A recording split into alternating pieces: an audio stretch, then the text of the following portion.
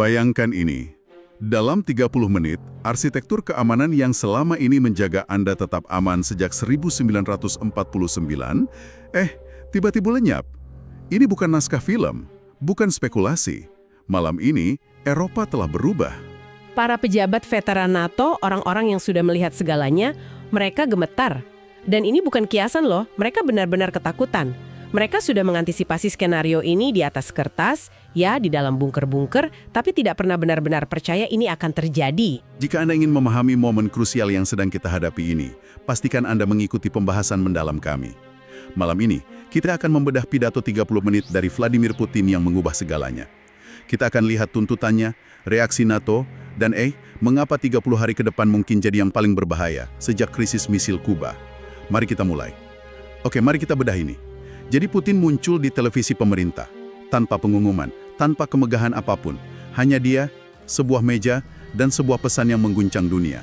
Dari nadanya saja sudah jelas ini bukan tawaran negosiasi, kan? Sama sekali bukan. Ini adalah sebuah ultimatum. Disajikan sebagai fakta yang, tidak bisa diganggu-gugat. Tuntutannya itu dirancang sedemikian rupa agar mustahil dipenuhi. Seolah-olah sengaja mencari penolakan. Ada 3 pilar utama di sini. Kembali ke 1997 itu artinya NATO harus menarik semua infrastruktur militer dari negara anggota yang bergabung setelah tahun itu. Kita bukan cuma bicara soal beberapa tank atau jet ya. Bukan. Kita bicara pusat komando, pangkalan udara, sistem pertahanan rudal, batalion multinasional, seluruh kerangka pertahanan di Eropa Timur. Bagi negara seperti Polandia, Hungaria, dan terutama negara-negara Baltik, Estonia, Latvia, Lituania, ini mimpi buruk. Tentu. Ini secara efektif menjadikan mereka anggota kelas 2 di dalam aliansi mereka sendiri, anggota tanpa jaminan keamanan fisik di tanah mereka.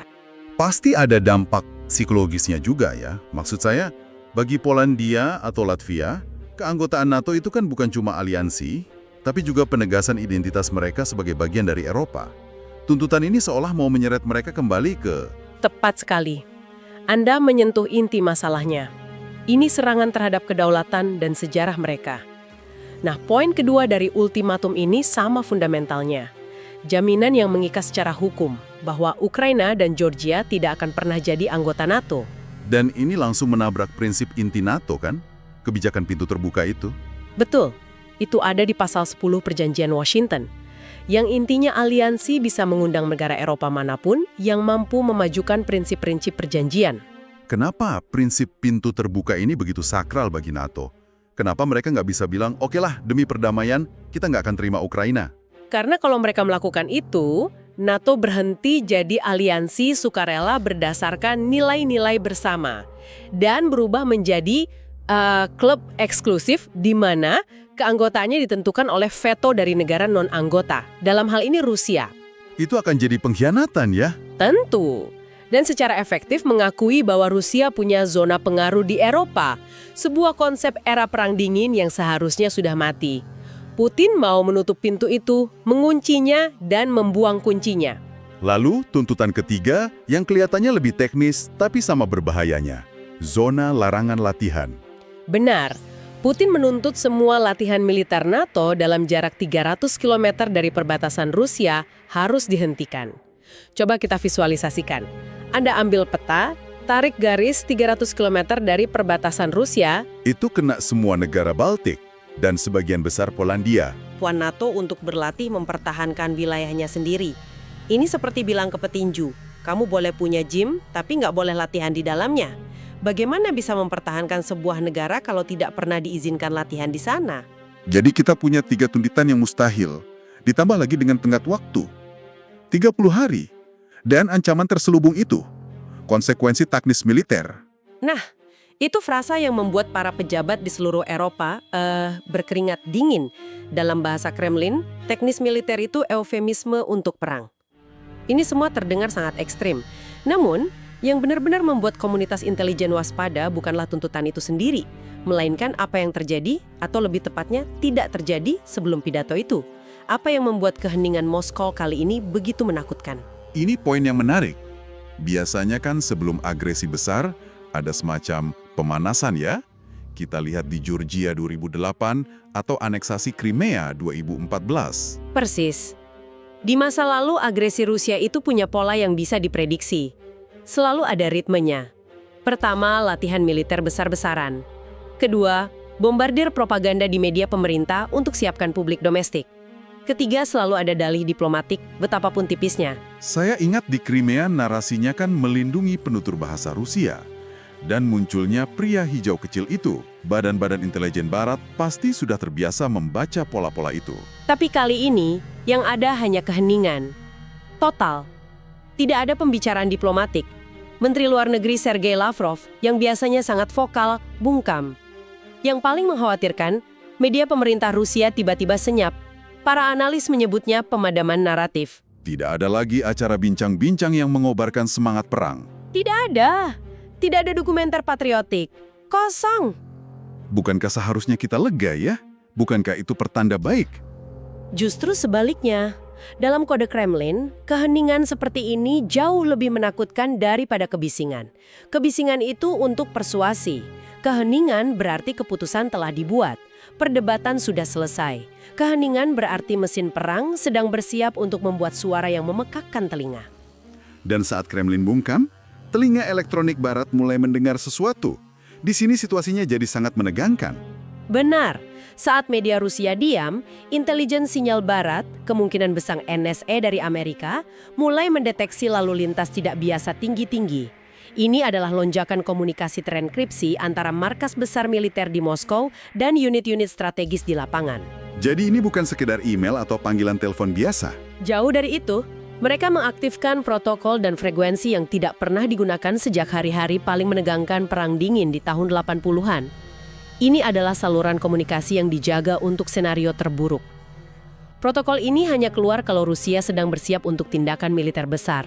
Jadi, bagi seorang analis sinyal di suatu tempat di Norwegia atau Polandia, melihat frekuensi-frekuensi ini menyala setelah puluhan tahun mati, apa yang ada di pikiran mereka saat itu? Mereka mungkin tidak tahu detailnya, tapi mereka tahu ini bukan latihan. Alarm berbunyi di seluruh rantai komando barat. Mereka tidak tahu apakah ini gertakan, uji coba, atau awal dari Perang Dunia Ketiga. Tapi satu hal yang pasti, Putin sedang mengubah postur strategis Rusia secara fundamental. Dan responsnya tidak butuh waktu lama kan?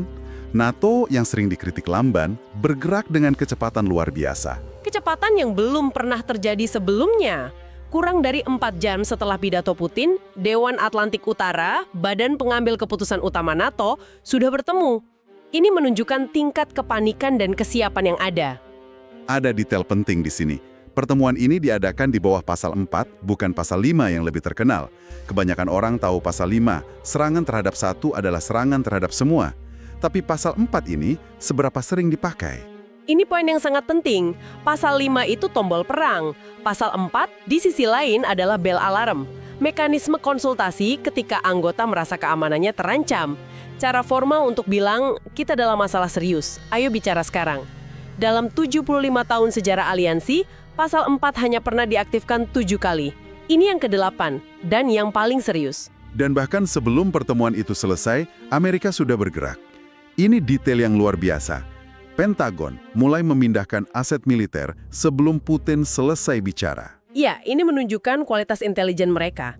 Mereka tahu apa yang akan dikatakan sebelum dikatakan.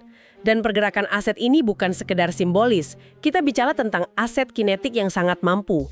Skuadron jet tempur F-35 itu kan superkomputer terbang siluman, dan F-15E mendarat di pangkalan-pangkalan di Polandia dan Rumania. Kenapa F-35 begitu penting? Apa yang mereka bawa ke medan perang? F-35 itu penentu permainan.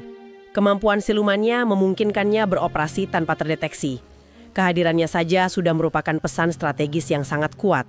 Selain itu, elemen dari Divisi Lintas Udara ke-82, pasukan respons cepat utama Amerika, mulai bergerak. Pengiriman sistem pertahanan udara seperti Patriot dan NASAMS juga dipercepat. Jadi ini bukan sekedar unjuk kekuatan. Ini benar-benar seperti memasang kunci di pintu sebelum perampoknya sampai di teras. Analogi yang sempurna. Washington pada dasarnya bilang, kami melihat gerakanmu dan kami menutup semua celah sebelum kamu sempat melangkah. Mereka secara proaktif memperkuat sisi timur NATO, mengirim pesan yang sangat jelas. Dan ini penting, karena ultimatum Putin bukan cuma kata-kata. Itu didukung oleh gerakan militer nyata di lapangan. Benar, ini bukan gertakan. Citra satelit komersial dari perusahaan seperti Maxar menunjukkan kenyataan yang meresahkan. Kelompok taktis batalion yang dikenal sebagai BTG bergerak ke posisi persiapan dekat perbatasan Estonia dan Latvia. Aktivitas Angkatan Laut meningkat di Laut Baltik. Dan yang paling mengerikan, Adalah pergerakan sistem rudal Iskander M. Anda sebutkan ini sebelumnya. Kenapa menempatkannya di Kaliningrad begitu provokatif? karena rudal itu berkemampuan ganda. Bisa membawa hulu ledak konvensional atau hulu ledak nuklir taktis. Dan Kaliningrad itu kan terjepit di antara Polandia dan Lituania. Dengan memindahkan Iskander ke sana, Rusia secara efektif menempatkan Warsawa, Berlin, bahkan Kopenhagen dalam jangkauan tembak langsung. Ini menciptakan ambiguitas yang mengerikan. Kalau rudal itu diluncurkan, apakah konvensional atau nuklir? Anda tidak akan tahu sampai meledak. Jadi, disinilah kita sekarang. Dalam sebuah dilema yang sangat berbahaya, tanpa jalan keluar yang mudah. Tepat. Kita sekarang punya dua kereta barang yang melaju kencang di rel yang sama, saling berhadapan. Di satu sisi ada Putin. Dia sudah mempertaruhkan kredibilitasnya pada ultimatum ini. Dia nggak bisa mundur begitu saja. Bagi seorang pemimpin yang membangun citranya sebagai orang kuat, itu akan jadi penghinaan yang bisa mengakhiri kekuasaannya. Di sisi lain, ada NATO yang secara harfiah tidak bisa menyerah. Kalau NATO setuju menarik pasukan dari Polandia, aliansi itu secara de facto bubar. Kepercayaan akan runtuh. Siapa yang akan jadi target berikutnya? Tidak ada pihak yang punya jalur mundur yang mudah tanpa kehilangan muka atau keamanan. Jadi, apa yang akan terjadi dalam 29 hari ke depan? Kita akan menyaksikan perang saras dengan intensitas tinggi. Rusia akan meningkatkan tekanan. Bersiaplah untuk serangan siber besar-besaran. Bayangkan listrik padam di Warsawa di tengah musim dingin. Atau pelanggaran wilayah udara yang provokatif, di mana jet-jet Rusia terbang sangat dekat dengan pesawat NATO untuk menguji reaksi mereka. Dan tentu saja, kampanye disinformasi yang brutal mencoba meyakinkan publik di Jerman atau Prancis bahwa pemimpin mereka menyeret mereka ke dalam perang. Sementara itu, NATO harus tetap solid, menunjukkan persatuan itu nyata. Pertanyaan yang membuat semua orang di Brussels dan Washington tidak bisa tidur. Apa yang terjadi jika tenggat waktu 30 hari itu berakhir dan tidak ada yang mengalah? Apa Putin benar-benar mau memulai perang melawan aliansi nuklir terkuat dalam sejarah? Atau apakah dia percaya NATO akan retak? Apakah dia bertaruh bahwa jika dia melancarkan operasi cepat dan terbatas, aliansi akan ragu-ragu dan akhirnya tidak merespon secara kolektif? Itulah pertaruhan akhir Putin.